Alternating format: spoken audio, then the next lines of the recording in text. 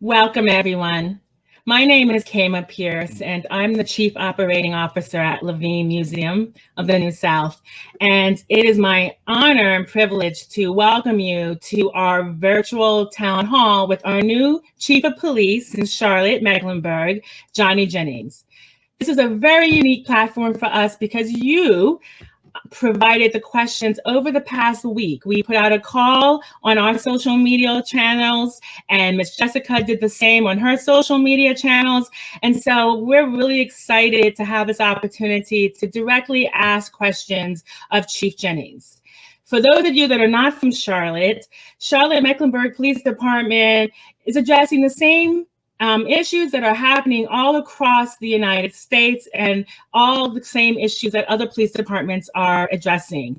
I mean, Charlotte is a place where we've hosted the DNC. We were supposed to host the RNC. We've hosted all-star games. We've seen increased homicide amongst young people in the past couple of months.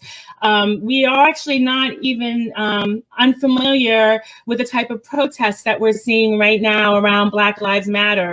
And 4 years ago, we had a police shooting incident with Keith Lamont Scott, which brought people to Charlotte and to the streets and protesting. So to say that Chief Jennings and our police department is not prepared would be wrong. They have definitely seen all of these issues, but they continue to happen. So we are so appreciative that Chief Jennings is taking the time with us today, because once again, there's a very bright light that's being shown onto our police departments in the United States around safety, around equity, and around reform. And at Levine Museum of the New South, it is our mission to connect the past to the future to realize the promises of a new South. And this country has a very complicated and long history between law enforcement and our brown and Black communities. Some would say that it dates back to the slave patrols in the 1700s. They were tasked with hunting down runaways and suppressing rebellions for fear of enslaved people rising up against their white owners. So with a nod to that history and understanding, let's get this very important discussion going. I'm going to first introduce our moderator. And I don't want to spend a lot of time because they are both just so engaging, going through every tidbit of their very long and impressive resume. So I'm going to direct you guys to our website to kind of get more details. And it's going across the screen right now. But our moderator today is Miss Jessica. And she is a premier radio personality and co-host of the top-rated and award-winning radio morning show, The Morning Madhouse, on WPG Power 98. Miss Jessica captivates her listeners with her noisy neighbor news, candid conversations, and entertaining antics. She's also very committed to this community. She's been working with youth and in other capacities in our community, and she's a proud graduate of our local HBCU, Johnson C. Smith University.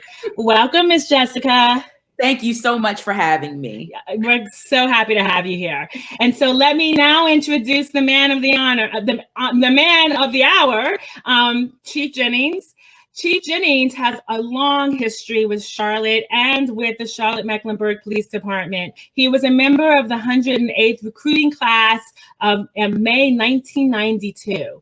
And he has held a variety of positions and ranks throughout the organization, from sergeant over criminal intelligence to deputy chief, most recently, where he has served over patrol, special services, administrative services, and supportive services group, including Community Service Bureau. So we are very lucky to have him leading our community during these times because he's seen a lot. And again, thank you, Chief Jennings, for joining us. Thank you. You made me feel old there saying 1992. That seems like a long time ago. I don't want to say if the shoe fits, but you don't look it. So I am going to disappear because the people do not want to see me, and let's get this program going. Have a good conversation. Thank you. Thank you. Thank you, Kama. Good afternoon, Chief Jennings. Good evening. Good How afternoon. Are you doing? I'm doing well. How are you? Yeah. I am wonderful. We are all watching what's happening in the United States right now, nationwide. People are calling for police reform and really paying attention to the police and their policies, particularly in communities of color. This call of action is taking place right here in our beloved Queen City, Charlotte, North Carolina. So it makes sense for us to discuss this with our new chief of police right here in Charlotte, Police Chief Johnny Jennings. Thank you so much for being here with us today. Now, you and I had a little bit of chance to talk, a little time to talk on the Morning Madhouse, but that was before you started. Yes, it was really quick. We only maybe got about 10 minutes with you, but now we got some time to really dig into things. Kama discussed your resume, right? Yes. And we're the conversation of community policing is going to come up. And when we talk about community policing, we talk about police knowing key people in their communities in order to better serve the people, right? Well, you're a key person. So without going into your professional resume, we want to know a little bit about you that we won't read on the internet. We want to know, like, what are your hobbies? What do you love about Charlotte? Why did you even become a police officer in the first place? Who is Johnny Jennings outside of CMPD? You know, thanks for asking that, because I've always said that, you know, if I'm going to be your police chief, you need to know a little bit about me and who I am. So I'm originally from a real small town in Tennessee, Jefferson City, if anyone's heard of it. It's just outside of Knoxville. So I tell people I grew up kind of in the country. I was, you know, my family, my dad, we would hunt and fish, and those were some of our extracurricular activities. And so I heard you give a shout out to your alma mater, so I'll give one to mine at Appalachian State. I went to school there, and that's how I ended up in North Carolina. But you know, a little bit about me is, you know, I'm real. I look at what, as far as my leadership style is a team approach, and so. When I make decisions, I like to get input, and that's going to also go along when I start talking about community collaboration and things as well. But just some interesting, I guess, tidbits is, you know, I love to still fish when I can, and I tell people I'm an '80s music guy, so anything '80s, and that kind of takes me back to some happy times, and anytime I get a chance to listen to some '80s songs, I'll usually indulge in that. So, any particular artist? Oh wow, pretty much all the R&B, just about. But you know, I don't have any particular one that I can just pinpoint. But if it's R&B, I'll usually, you know, some of the groups, your Boys to Men and all that, and New Edition, things like that. So I'm all in on that. So. Yeah. Good to know. You are almost 30 days into your new position as police chief. You're taking over a tense atmosphere here in Charlotte, North Carolina, and you have a lot on your plate.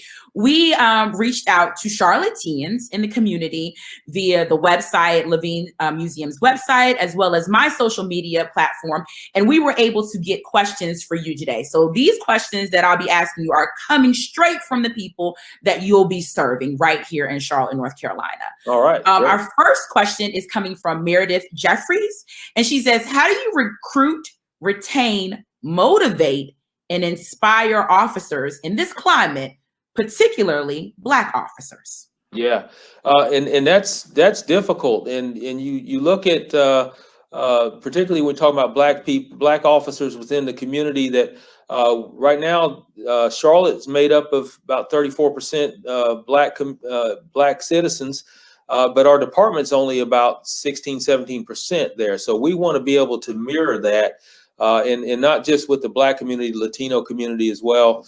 So the biggest thing for us is to make sure that our officers, you know, one of my core four is employee wellness.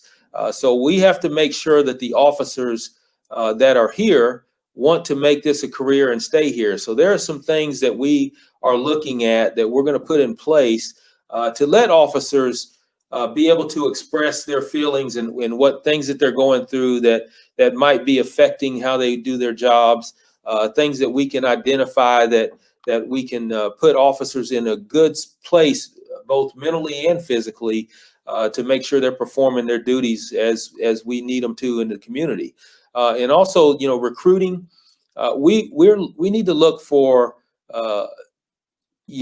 start at a young age. We look at things that we're doing in the high schools and in college, that we're trying to get people to join our department and let them be familiar with who we are. I'll contend that we should start even earlier than that.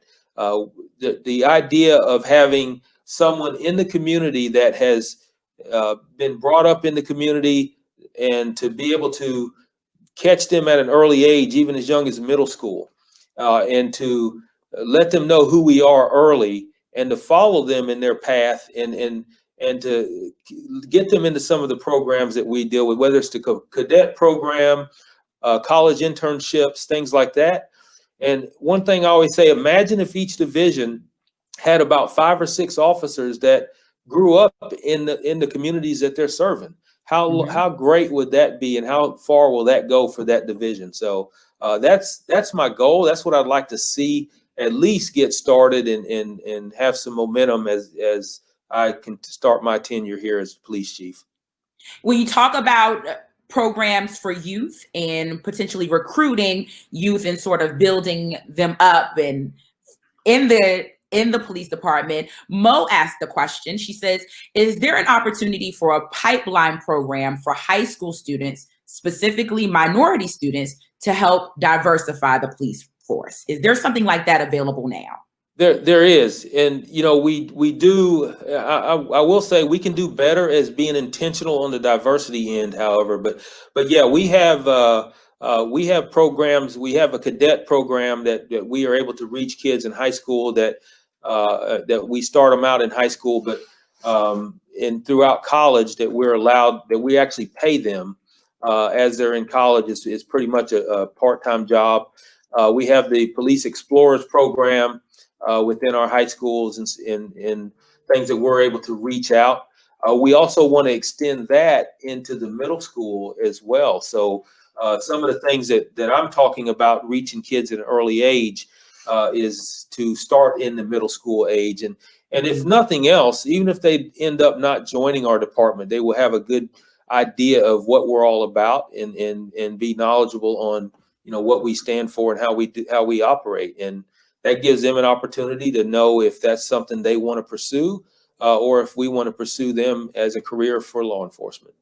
If there is a parent that's out here watching right now that thinks that might be something interesting for their child, how do they get more information about that? Yeah, so if they'll check out our website, cmpd.org, is a good resource, not just for programs and things that we do for youth, but also for information about who we are as a police agency as well. So I tell people all the time that they have questions about how we do business and how we conduct our operations.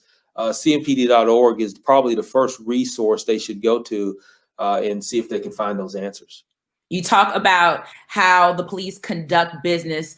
Kenya Crocker asked, how many hours of multicultural training do police receive, and what types of literature is considered in the curriculum while working with racially diverse populations? Yeah, that's an excellent question, and I don't know if I have all the answers to that, but I do. What I can tell you is that from the very beginning, our officers are given, they're tested psychologically, as well as implicit bias and things that we're to be able to recognize implicit biases.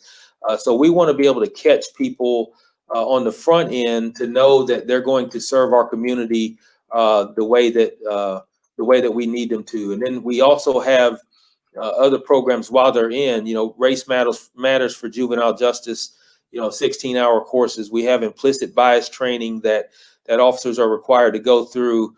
I believe that's a 16-hour course. We also have a 40-hour course for that. In a lot of other things, de-escalation that we've implemented and been intentional about in the academy here over the past few years, that we wanted to make sure that that's implemented and addressed and out front in all of our training that we do. So there's a lot of things that we are that we're doing and looking to enhance and continuing to get better. And it's just embedded in a lot of the different training. So, it's the reason it's so difficult is because we may have a tactical piece of training that may incorporate a lot of the things that we're talking about. So. You mentioned some big words there, Chief, when you say things like implicit bias training and de-escalation training. Those are really, really big words in our climate right now. How often does CMPD look at those trainings and revise those trainings to fit what is actually going on? Every single year. And I can tell you that not only us, but we also look at state required training every single year, that the state has a training and standards commission that's reviewing what's mandated across the state. I believe it's 24 hours of state training that's required of each officer every year. And that training also includes some of the things that we're talking about. So what I refer to is above and beyond what's required just to keep your certification as a police officer. Okay. We also got some video entries that came in. Some people.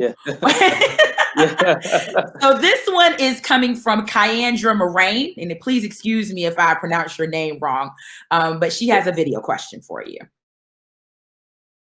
Hi, Chief Jennings. In recent weeks, there have been several shootings of young Black men and teenagers in our community. What are your plans for the CMPD to partner with community organizations to combat this violence? Thank you. Great question. I appreciate that. So we look at a lot of the things that the city, not just us, and I think what the direction we're going is realizing that it's not just a police issue that we're dealing with all the violence and the homicides that we're seeing here recently, but even what the city is doing with the violence interruption programs, things that they're going to do in the community to not only to look at the root of the problem and the core of the problem and provide opportunities for people that might otherwise go down that wrong path. So I think that's important. And as far as what we are looking at, things that conflict resolution is another big one. When we can identify some individuals who may be potentially going down that path and might have issues with one another, if we can get out in front of that and connect them with our community relations within the city of Charlotte, then they can help with that conflict resolution so that it doesn't escalate to that point.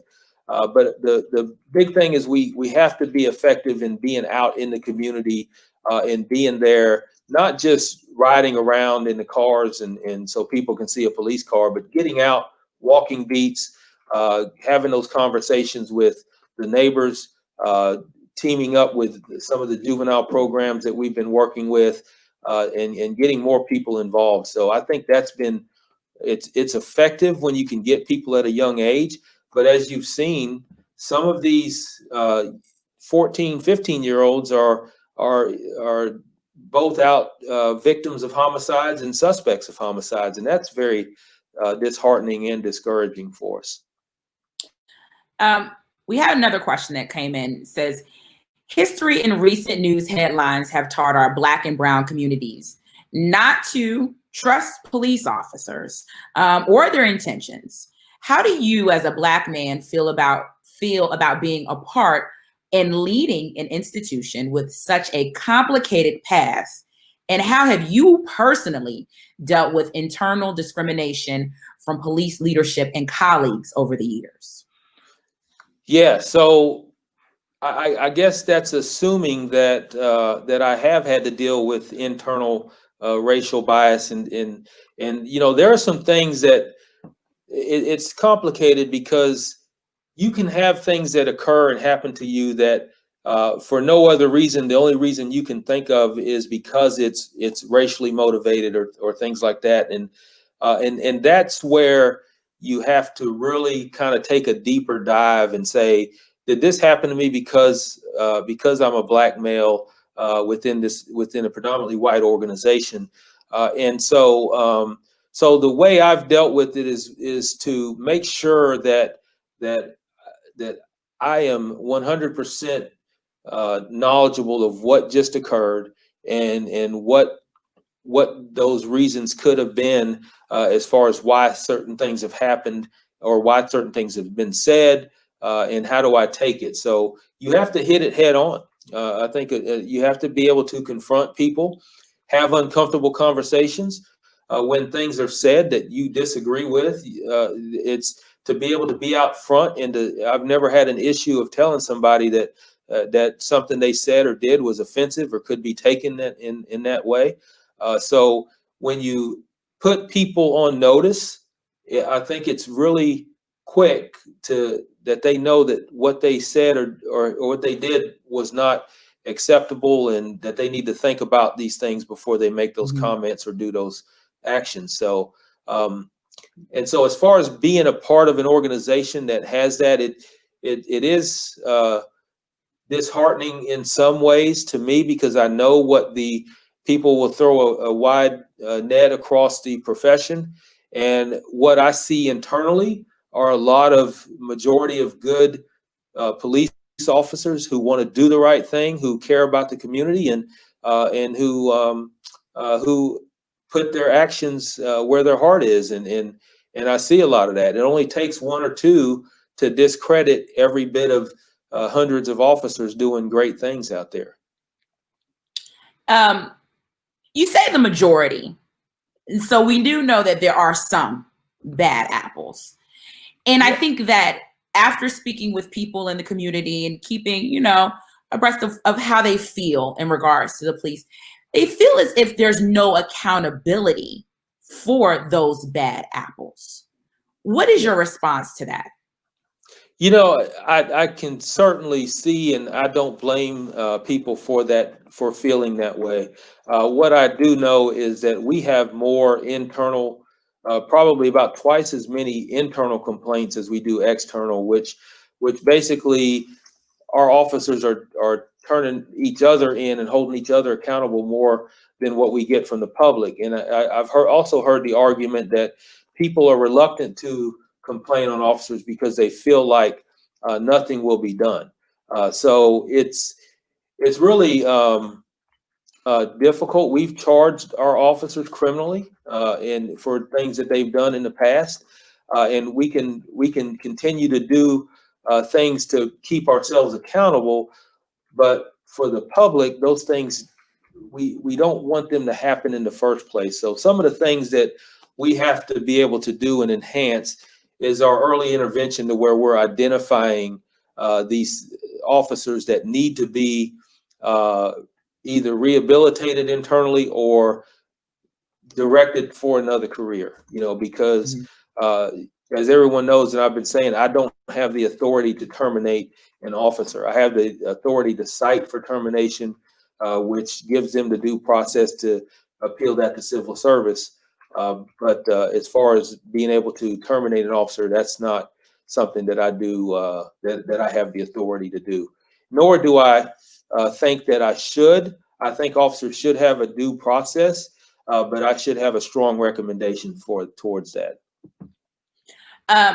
There's a conversation about transparency between police and the community. And I know that there are people in Charlotte that feel like police just aren't being honest with us.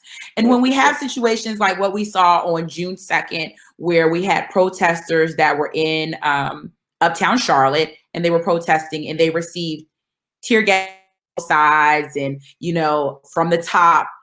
And these protesters felt as if they were trapped. And then we've been told there will be an internal investigation. And we've asked, who made the call?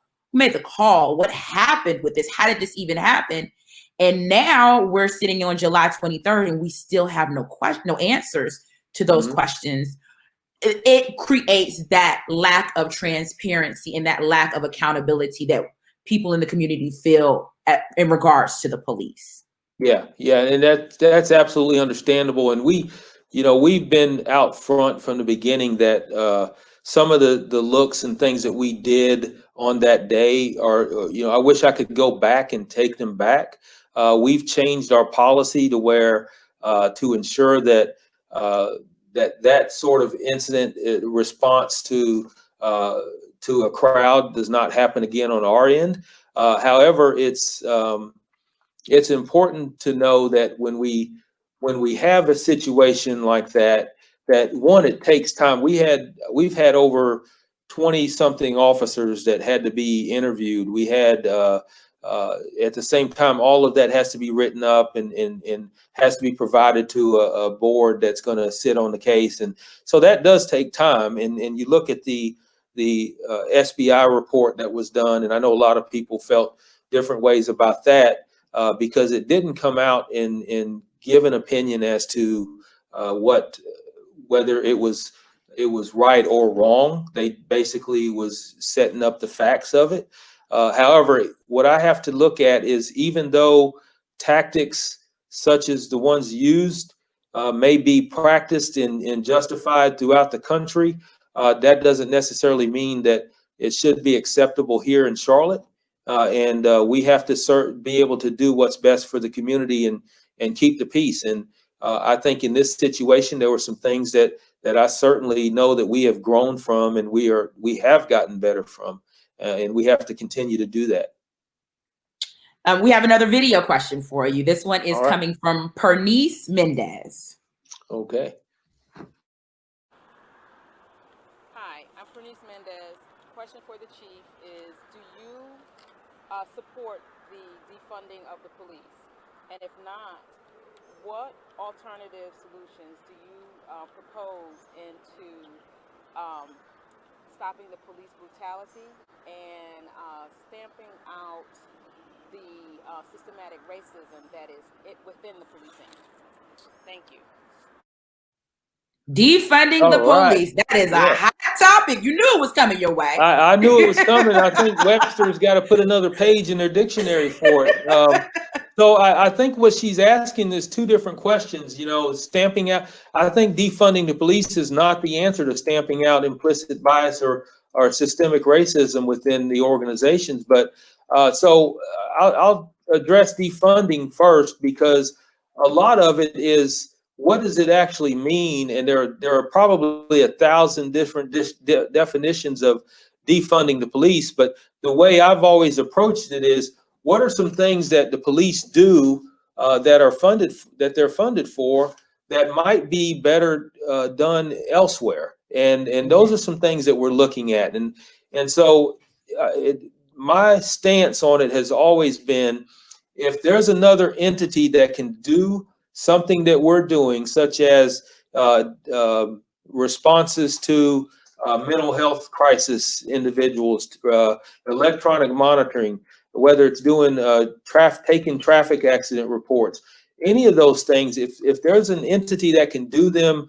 just as well, if not better, I'm all for it. I'm all in, because I do think that across the country, you've heard the narrative of many police chiefs say that the expectations on police are too great. There's too many things that they're responsible for, and so the other part of that is, unless I'm certain that someone can hold those programs and those tasks to the same integrity that we do, and keep them going as we do, I would never agree to it unless I'm certain that they're going to be as successful, if not more successful than what we do when we are given those tasks to perform. So systemic racism is one that you look across any corporation or any business, it's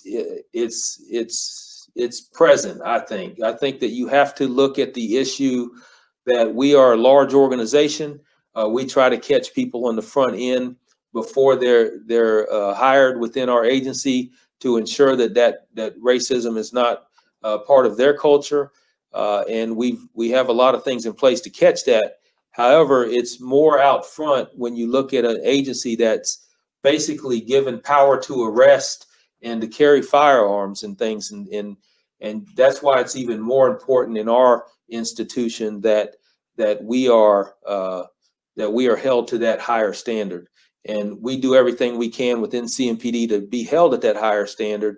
However, I'll always say that as long as human beings are doing this job, we're not going to be perfect, and we have to continue to get better. And we have to, and when mistakes are made, and when officers have stepped out of line, we have to be quick and be able to hold them accountable as well as ourselves accountable and where we might have failed. So there's a lot of moving parts to this, and a lot of pieces of the puzzle. So we have to continue to keep working on it.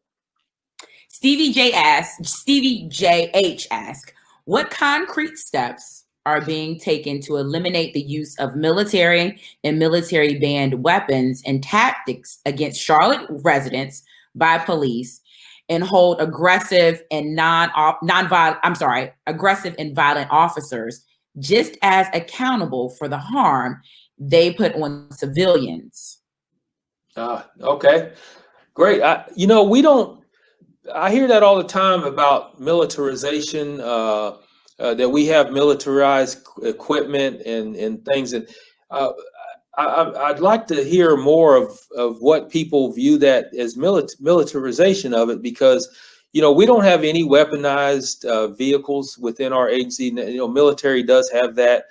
We have rescue, like I know we hear about the armored vehicles that we have, but those are rescue vehicles that we've used numerous times to not only go and rescue officers from deadly situations, but we've used them for citizens as well. So our vehicles are not militarized or weaponized at all. And so we are, the other equipment that you see with our civil emergency gear and all that, that's protective equipment for the officers. So it's not anything that we use towards individuals.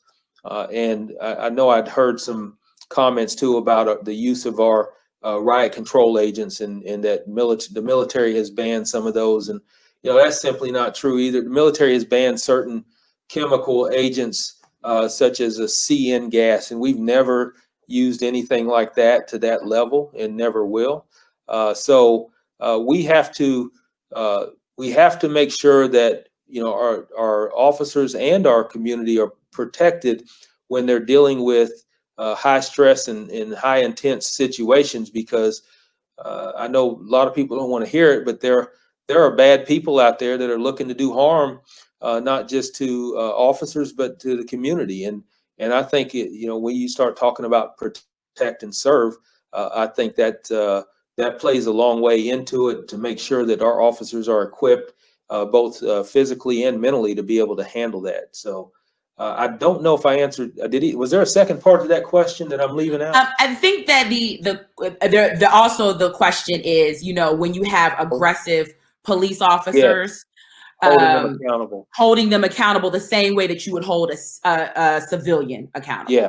So we have to do that. We have to be able to show by example that when an officer, if an officer commits a crime, I don't think we've ever had any hesitation to hold that officer accountable through the criminal justice system. We've charged and arrested officers just as we have citizens. I don't know if that's always heard about or remembered, but there are times when we have made arrests of our officers because of actions that they've done within the scope of working for CMPD.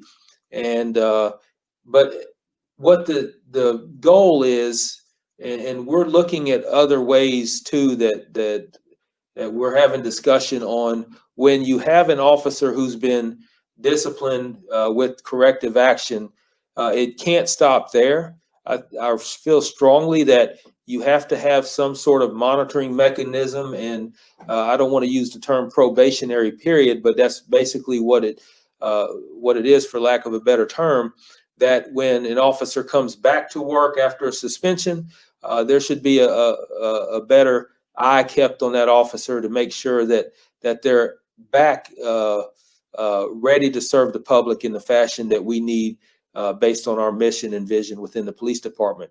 We have to push more towards a customer service mentality, because the citizens that we serve are our customers, and we should be no different than any business or restaurant that wants to have that customer satisfaction. So we're looking at ways to make sure we instill that within our officers.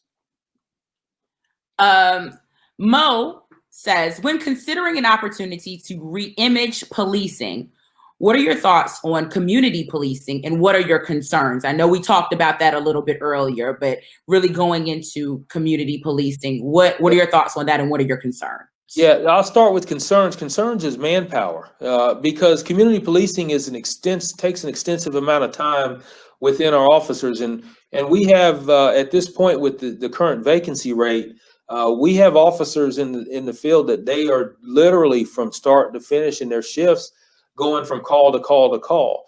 I want to be able to put officers out to where they park their cars, get in the streets, they go and talk with their neighbors. I've been saying for my whole career that the first time someone has an encounter with an officer should not be at their worst day or their worst moment.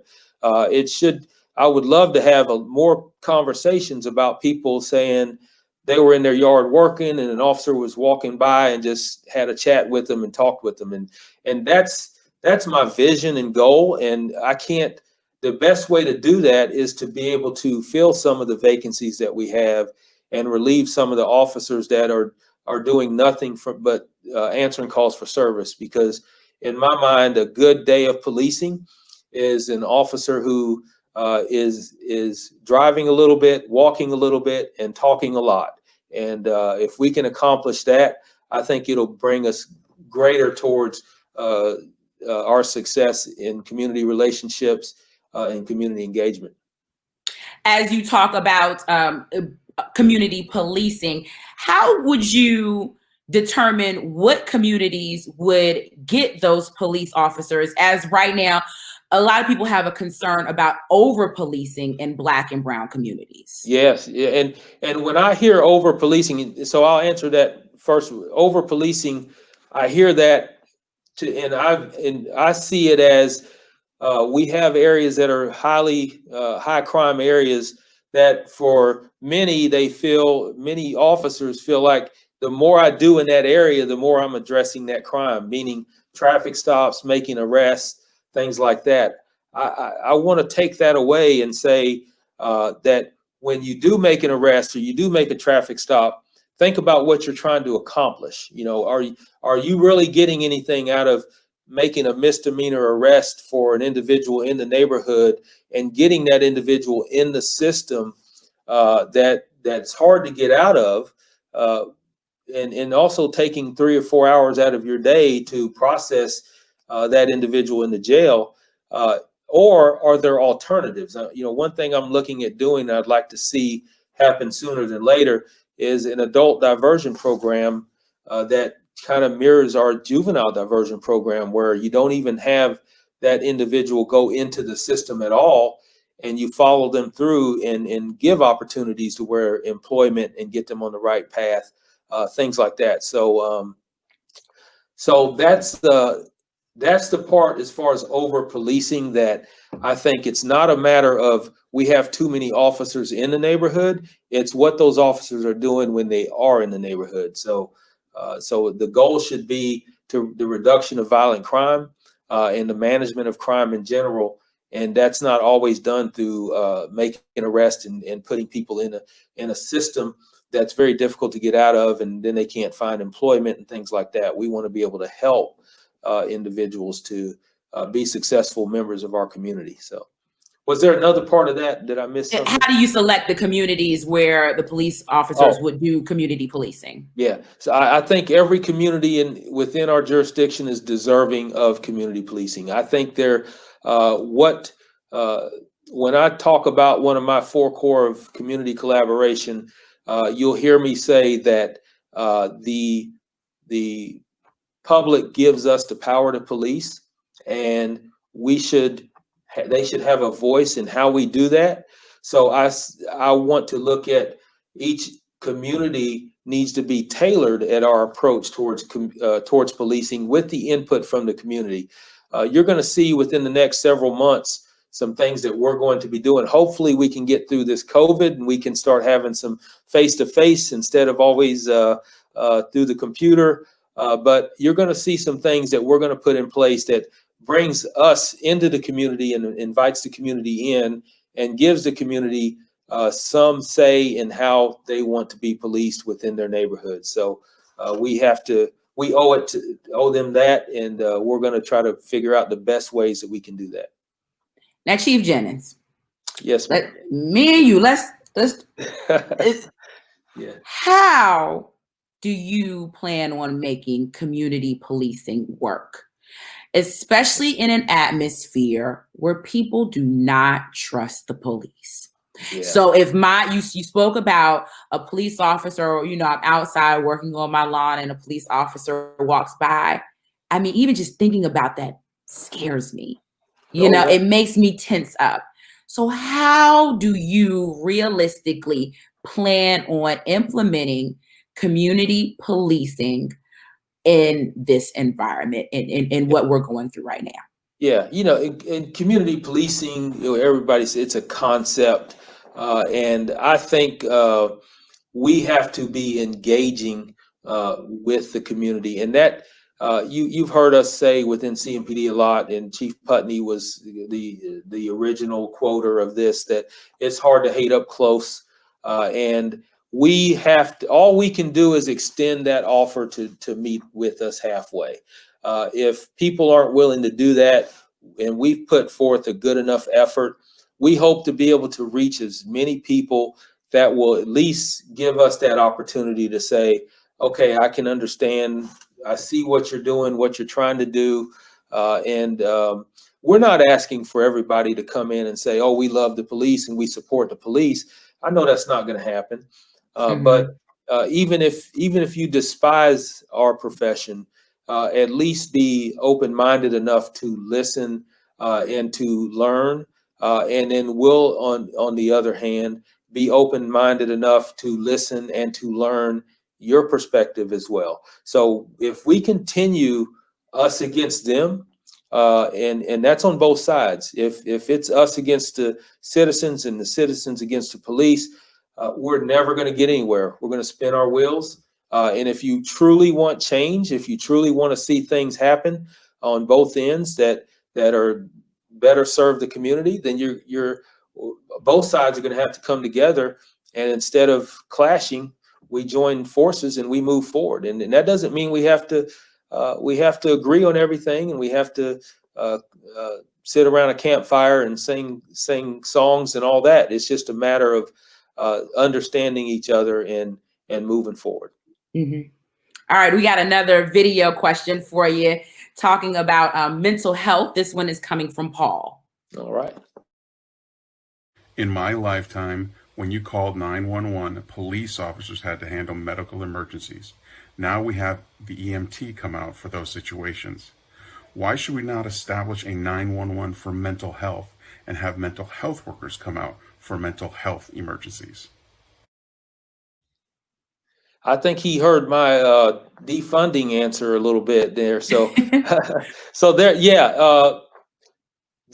that is something that I know that a lot of agencies and a lot of even our public officials here have been looking at. So when you deal with someone that's having a mental health crisis, are the police always the best to be able to respond? And we started our community policing crisis response team up last year, and they are doing things to be able to attempt to avoid that escalation with the people that we've encountered that have mental health crisis, and then also to continue following up so that we're not constantly going back out and dealing with the same individuals.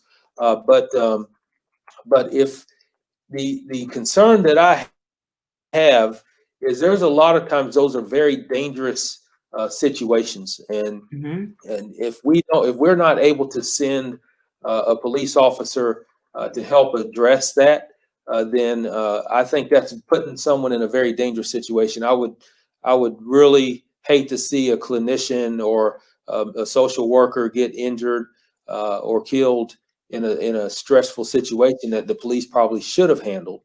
But with our I mentioned our community police and crisis response team, they ride with clinicians, and they are able to respond to those calls, and they address it. I think we had over a period of 1 year, over 3,700 calls for service that they were able to go and respond to, and also continue to follow up with. So I think that's a success story in and of itself. What's the process for someone if I'm making a call to the police because I see somebody with erratic behavior? I don't know that they have a mental illness, but what they're doing, it strikes me as weird. I'm concerned about what they're doing. So I call the police, and the police get there, and then they realize that this person does have a mental illness.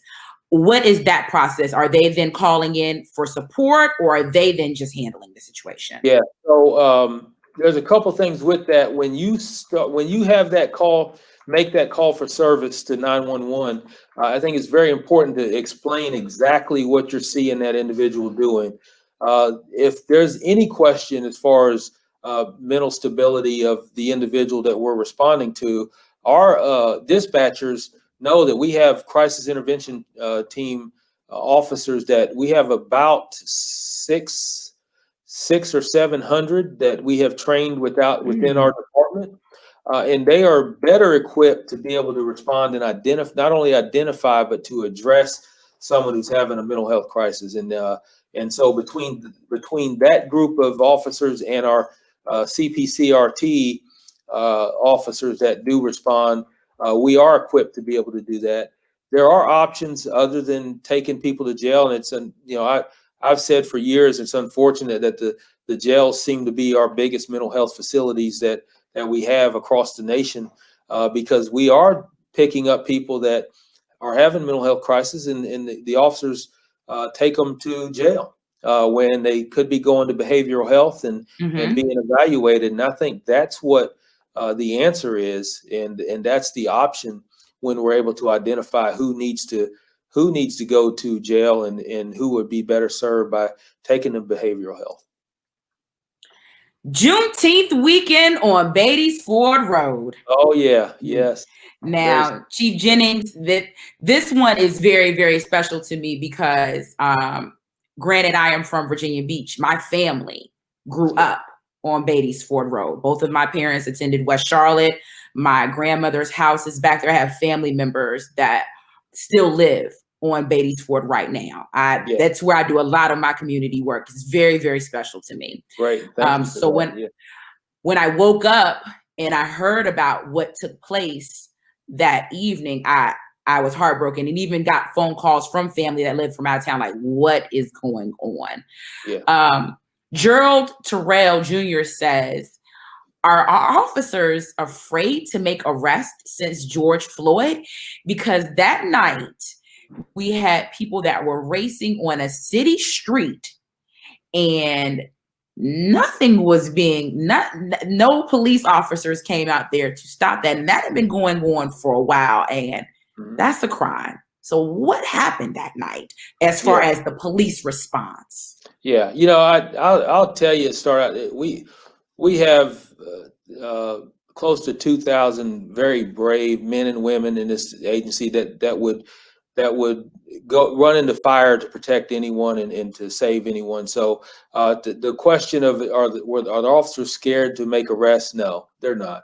I think what we do have to look at is we had gone through a very volatile situation for the past few weeks prior to this. So we have to look at what actions the police take. Will that escalate a situation?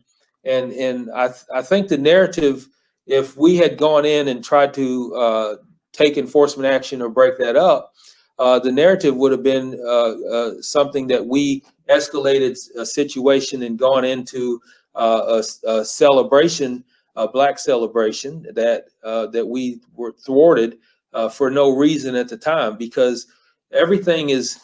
I could never predict what would have happened, what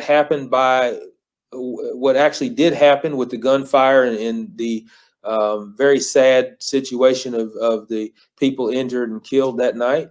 But I could pretty much predict what would have happened had we gone in there with to try and break the crowd up and to try and get them to stop their celebration.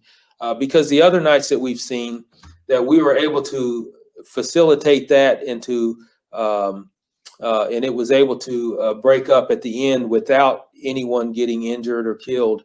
And we had to make a decision. And hindsight's 2020.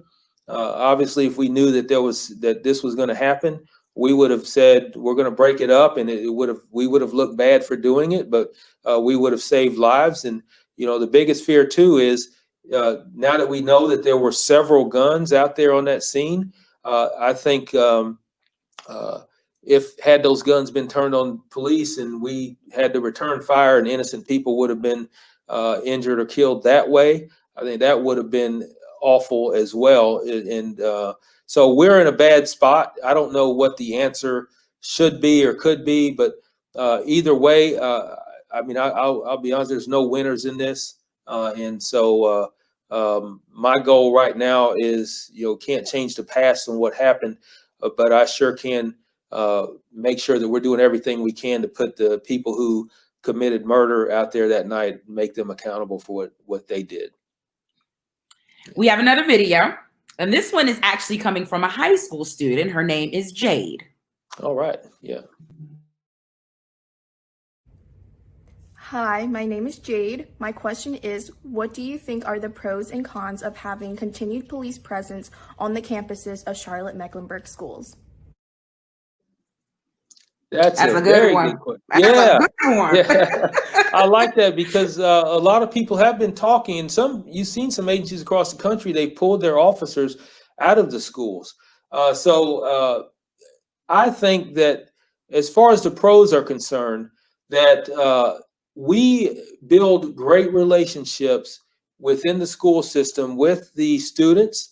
And I think that that's invaluable in the best way that we can actually have that engagement with youth within our communities. And, a lot of our programs, youth programs that I mentioned, they're referrals from our school resource officers who are in contact with the students.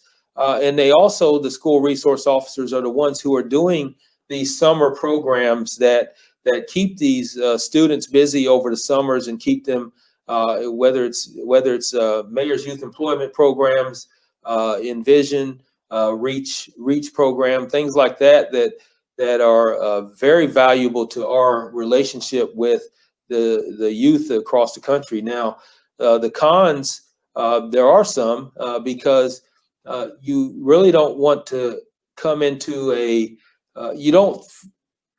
it's hard to imagine having to come into a school where you have to have police that are there and to be able to see if the police officers, you don't have the right school resource officers in there who can engage with the students and get to know the students, then you become sort of a guard, a security guard, and almost feel like that there's something wrong and that's why the officers are there. And that's not a good look for students. So we want to make sure that the officers there are those that can be engaging with the students. Shout out to Right Moves for You. They're a great organization that you all work with. They do some wonderful work. And so Chief Jennings, prior to me joining the Morning Madhouse, I worked in the school system. And so I worked in a lot of Charlotte-Mecklenburg schools, a lot of them. And I have come across some great SROs. But I've come across a couple that are like, you need to be out of here. Like you do not need to be around these kids. You are policing these kids in school and it's just not right. Yeah. What is the selection process? How are we determining that these police officers are going to be placed in our schools? Yeah, so we have and appropriately so, our school resource officers fall under our community engagement bureau. There's an entire chain of command along with 3 sergeants. And when we have a school resource officer opening, it's a selection process, just as if you have detectives in certain specialized assignments and things. So there's an application process that the person has to complete the application. There's also a training process that oftentimes we'll send a school resource. I believe it's a 2-week training that they go to even prior, a lot of times even prior to them even applying for a school resource position. So during all of that, the application process and the training and the interviews that they'll have with the chain of commands there, that we have to make sure we are picking having the right fit. And like I told you earlier, as long as human beings are doing this job, we're going to have some mistakes that we make and things that we need to make sure we correct. So those officers that are in there that don't need to be in there, we need to really, we need to hear about that from people and know that we might need to make a change, and we're not afraid to do that either. But our SROs, they go through yearly training, and they're also required to maintain a certification. So we try to make sure we pick the best fit and the best ones. And if we fall short of that, then we need to correct it. So we're approaching the end, and I had 3 questions that I wanted to ask you, but I'm going to sort of put them all together. Okay. Yeah, I'm just trying to put them all together for you. I wanted to know, as we close, what are your hot bucket items that you're really, really focusing on right now? What can we do in the next 30 days under your leadership? Mm-hmm. And what do you need from the community? Great. So I think one answer might answer every one of them, but I'll kind of break it down a little. Community collaboration, and that's what we need. I mentioned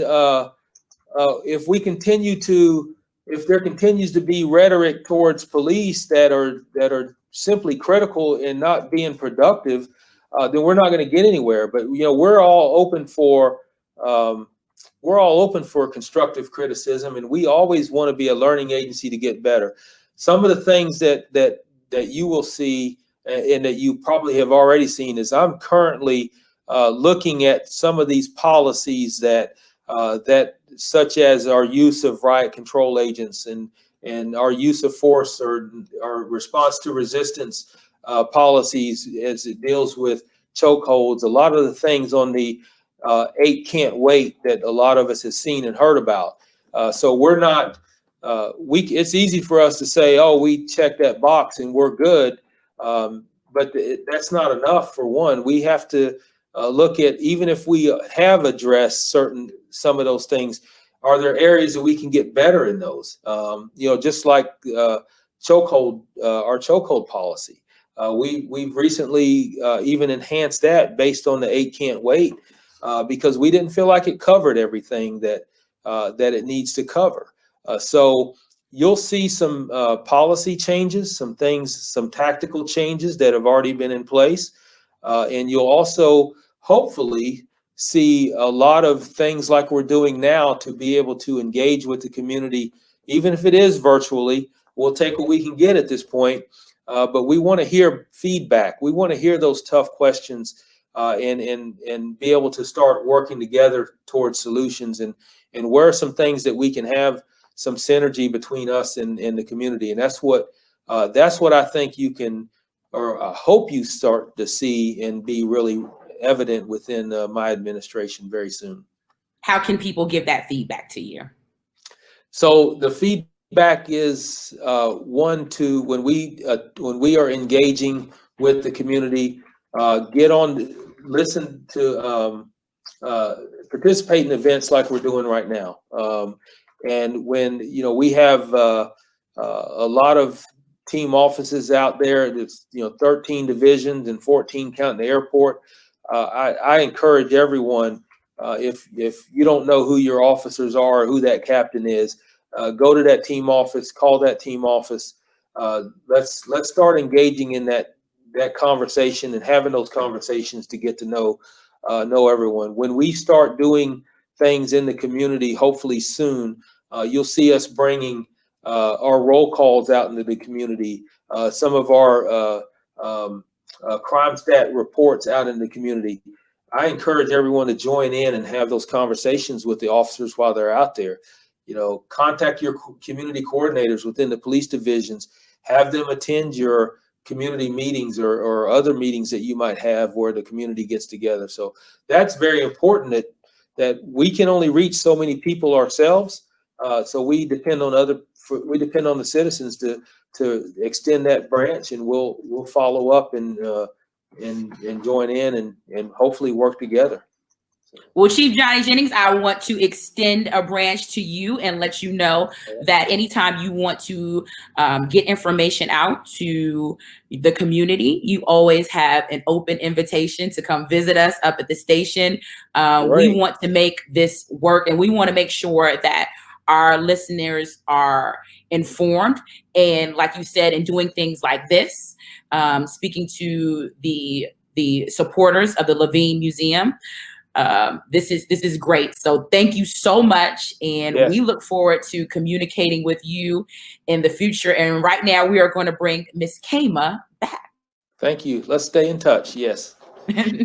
Hi. Yes. That was excellent. You two both are the epitome of excellence, and we learned so much from you today. And I am going to do a little taboo on you, Chief Jennings. Oh, no. But yeah, I think you're going to have to forgive me because, you know, yeah, thank you. Because in a past life, I was a public defender and I've done criminal law. And there is one current issue occurring that I think our community would want to hear about if you can speak on it. And that's a situation we have in Portland. Yes. You know, the deployment of federal troops, you know, and picking up people in cars without Miranda rights, you know, what many feel are unconstitutional actions. If Charlotte is one of those cities that is earmarked in the future to have this happen, you know, what is your stance? What can we expect from your leadership in that situation? Yeah, let's first say I hope that it's never a consideration for Charlotte, because if it is, that means we've absolutely lost control, and that we have failed in what we're trying to do within our community, and you know, the strong arm tactics, I truly don't believe that's the answer for many of the issues that we're seeing. I think that we need to, we don't want to live in a society where it's chaotic and everyone has free reign to commit acts of violence or property damage or things like that. I don't think anyone wants to live in a society like that. So I would hope that we could control it on our end so that it doesn't get to that point. If it does, then I take that as if you're pushing me out of the way to police our city. And so if you ever see military coming in to Charlotte, then I'll be doing a lot of evaluation of myself and our department and see where we have failed and where we can get better. So I would never want that to happen. And, you know, I can't speak for some of these other cities, particularly Portland, but I know that they are hoping that they can bring some sort of peace back to their community and have it a safe place for people to work, live, and play. Yeah, thank you for that. And Jessica, I'm sorry, I didn't mean to hijack. No, that was one of my questions. I just didn't get a chance to get to it, so I'm glad you asked it. I had to ask it. Yes, we could probably, Chief Jennings, keep you here for another hour. Trust me, but we might have to have round two with you too. We'll come back and do it again. That's great. Yeah, I love it because it was excellent. And so I'm going to do my traditional plug for the Levine Museum. First of all, thank you to the viewers who wrote in and participated in this. And, you know, we can't fulfill our mission unless we have that kind of engagement. We want to continue to have these kind of dialogues. So you can join us. You can get our newsletter to see when we have events. You can get on our website to know when things are happening, or to even see, you know, past programs. Our next program is actually with Bakari Sellers, and we're going to do an author talk about his book and hear, you know, the influence of his father and, you know, being a Black family and growing up in rural South. And he'll be sitting down with Teddy McDaniel, who is the CEO and president of the Urban League here in town. So make sure that you mark your calendar for August 13th for that discussion. And also, Miss Jade did a great little publicity for us. If you saw the young high schooler at the end was wearing our No Justice, No Peace t-shirt. We are selling those. So if you would like to get one of those, thank you, Jade, for that plug. You can get on our website, and that's another way that you can kind of support the museum. We are hoping, I know we all are, that we open up to the community and can have you in our space soon. So that's everyone's wish. So I think there's no better way and more fitting way for me to kind of close out this program. In the past week, we have lost two really important civil rights icons.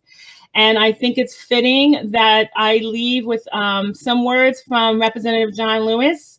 They're recent. On June 25th, he said this on the House floor in support of the George Floyd Justice Policing Act. He said, "Madam Speaker, a democracy cannot thrive where power remains unchecked and justice is reserved for a select few. Ignoring these cries and failing to respond to this movement is simply not an option, for peace cannot exist where justice is not served." Thank you for this program. Thank you, Charlotte, and all of our viewers across the country. Have a good night. Thank you. Thank you.